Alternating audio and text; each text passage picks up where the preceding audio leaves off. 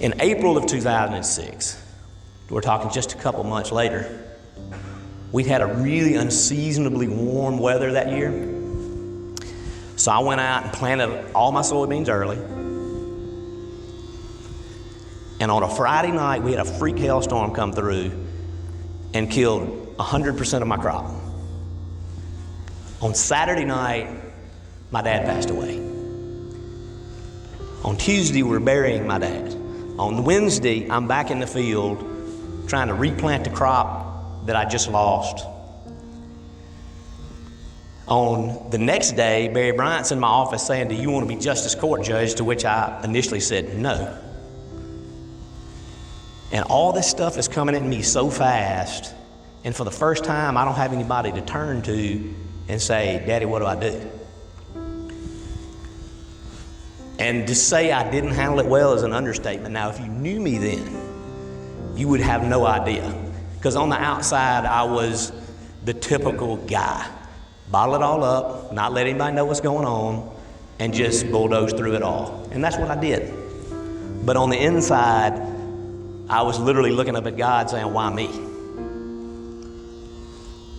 Well, it took a few years for that depression that I was in afterwards, which I wouldn't have called it that then. In retrospect, I know what it was, to take hold, and for me to for me to completely bankrupt my farm, completely bankrupt my restaurant, to probably not be a very good husband.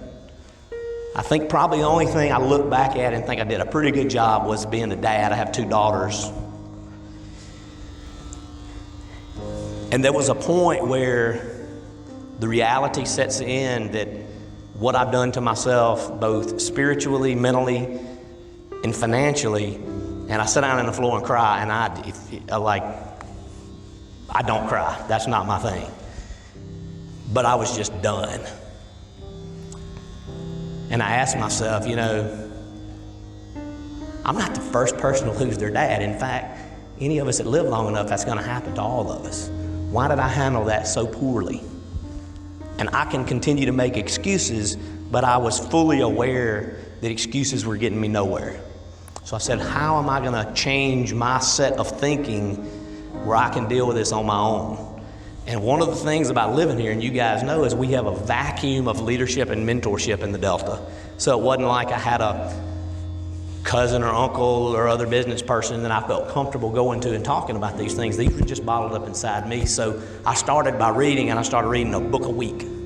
And that wasn't a goal or anything. I just started absorbing everything I could get my hands on about personal development, about business, started going to seminars, started listening to people that were smarter than me.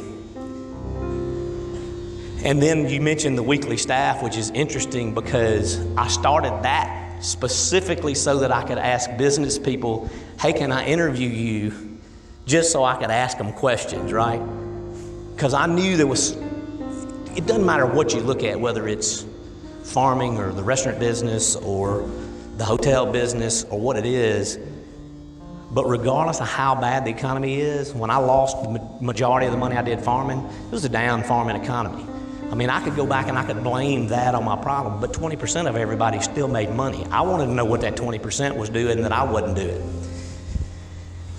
What I thought I was going to find out and what I figured out weren't the same things, because I thought what I was going to figure out was these people did all these things and they made all these contributions, and then they looked up one day and they were happy. And what I found out was they were happy to begin with. They were happy on the front end, not on the back end. You see, success leaves clues if we're willing to pay attention to it.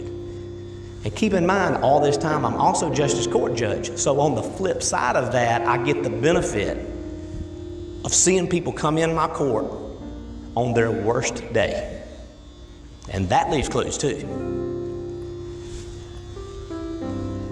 And I started to put these things together and realized that I had been looking at everything all wrong. I had been putting my expectation of how life is supposed to be. And we all have this mental image in our mind of what life's supposed to be like. And if life doesn't match up to that, we are not happy. So the problem in life, the problem is this mental image that we have of what life's supposed to be, because we got to be happy first. And I learned to start trading expectation of what life was supposed to be like for appreciation of what I had, like 2 beautiful daughters. I mean, like, I can't even brag enough on my children. I know a lot of you probably feel the same way. The appreciation for being born, the appreciation for being adopted, the appreciation for the culture of the Delta that I love. There's so many things around us that we have to be happy with and proud of. And when I started to do that, things around me started to change and opportunities started to open up, and people came into my life that I didn't know I would ever be friends with. Some of the friendships I've made over the last just really 2 years kind of blow my mind. And it all came about because I changed my expectations to one of gratitude.